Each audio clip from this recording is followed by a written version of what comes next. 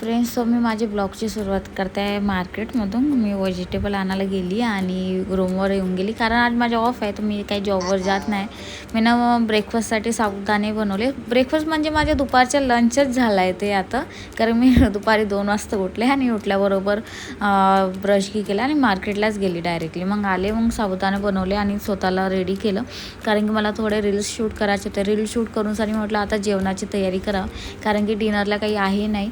पत्ताकोबीची भाजी आणि वरण आणि चपाती बनवलं.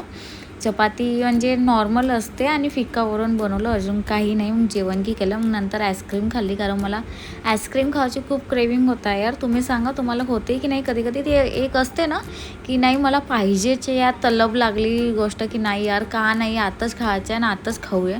सो मी कोणाचं वेट नाही करत. मला पाहिजे तर मी स्वतः जाते आणते, नाही तर ब्लिंकेट ऑर्डर करते. ऑब्व्हियसली आता खूप सारे ऑप्शन आहेत. सो तुम्ही सांगा तुमचं ऑफ कसं काय जातं, तुम्ही काय काय करता? माझा ऑफ असंच गेला आहे.